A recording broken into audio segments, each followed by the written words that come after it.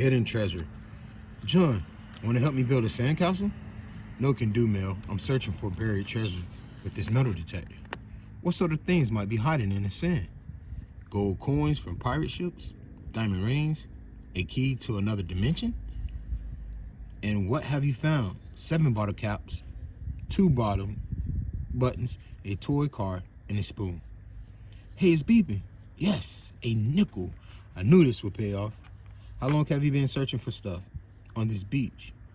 2 hours. And you made 5 cents? Do the math, John. That means you earned 2.5 cents per hour. I guess searching for buried treasure isn't the best way to get rich. No, but it's a nice way to spend a day in the beach.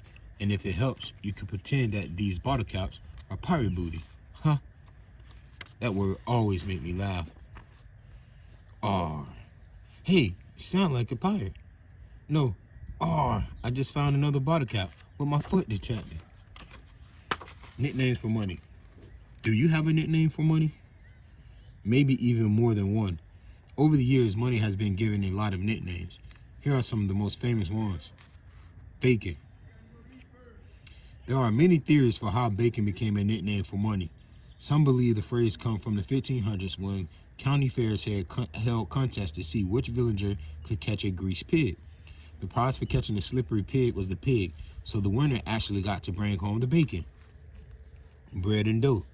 Bread is the most common food, and each region has its own special type. There's a French baguette, Indian naan, Chinese mantou, and more because it's so important. Bread has become another nickname for money, along with dough, which means bake, becomes bread. Buck. A buck is a male deer, and in the 1700s, deer skins were sometimes used for trading. Cha-ching. The name refers to the sound of the cash register used to make when completing a sale. It's often used to celebrate. For example, I just made $10 selling lemonade. Cha-ching. Cheddar. At the end of World War II, the United States stuffed food from shortages, so the government sent packages to the needy. These care packages sometimes included a chunk of cheddar. The cheese was so valued that it became a nickname for money. Clams.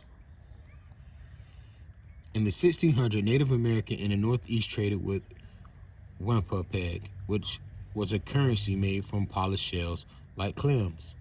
Wampum was one of the first widely accepted currencies of the early Americas. C notes. And the Roman numeral for the 100 from the Latin word centum, so a $100 bill is called a C note. Dead presidents. Bills are also known as dead presidents, although this is not actually factually true. Alexander Hamilton and Benjamin Franklin are both pictured on U.S. bills and never even had that job. A grand. Grand is another word for large. In the early 1900s, $1,000 was a large amount of money. One might even say a grand amount. Greenbacks. The early nicknames for money came from the green ink used on the back of the U.S. bills. The green was chosen because photography at the time was only in black and white, and using green ink meant no one could take a picture of the bill and pass it off as real. Lettuce, cabbage, spinach. You might think that these 3 vegetables became nicknames for money because they are also green, but etymologists, people who study where words come from, cannot prove the theory. It is a mystery. Only the spinach knows the truth, and it's not talking. Moolah. Another mystery involves referring to the money as moolah.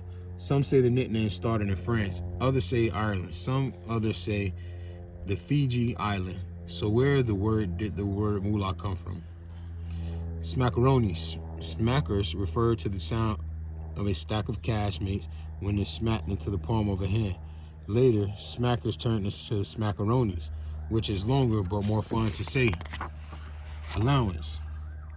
You got a book. Did you sell your cupcake? Yes, but I didn't earn quite enough, so I had to add in some money I received for my birthday. I would have to use the allowance I get from doing chores at home, like folding laundry and taking out the trash. My mom says chores are part of the living in our house, so I don't get paid for them. Really? I guess different families have different feelings and ideas about money. They sure do. So how do you spend your allowance? Sometimes I use it to buy something I want right now. Sometimes I donate my allowance to charities or other in need. Sometimes I save for months until I have enough to buy something more expensive like a Chicago Bull jersey. My grandma liked to give me money as a gift, and one year I saved my Christmas gift, my birthday gift, and my tooth fairy money so I had enough to adopt a koala bear. Really? I never seen you walk on a koala. That's because my koala lives in Australia, and her name is Creaky, which is also the sound she makes. Do you think you'll ever get to visit Creaky in Australia? Yes, but I have to save for a long time to do that.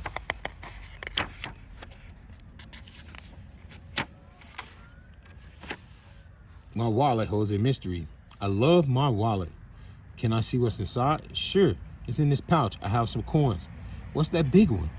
It's $1 with Susan B. Anthony on it. She demanded voting rights for women. Susie B? Yep, she was the first woman on the U.S. coin. Who was the second? The Native American explorer Sakawaji Waha. She was a member of the Shoshone tribe, and as a teenager helped make a map of the West. What else do you keep in your wallet? My student ID and a special piece of yarn. What makes that yarn so special? It's kind of a personal. I should put it back in my wallet. I don't want to lose it. Around the globe. Not only do different countries have different languages, but they also have different types of money. In 2020, the United Nations recognized 180 currencies across the globe. This means that when you travel, your bills from home probably won't be accepted in the land you're visiting. Fortunately, in the same way that we can translate languages, we can exchange money from one country into money from another. Excuse me. Sorry for the interruption, but I wanted to mention that when my family went to England for a vacation, our dollars weren't accepted. We had to use pounds. What are pounds? They're what English people use instead of dollars. I thought a pound was a unit of weight. Yes, but in England they weigh things in stones. So dollars are pounds and pounds are stones. This is so confusing. Not for the people who live there.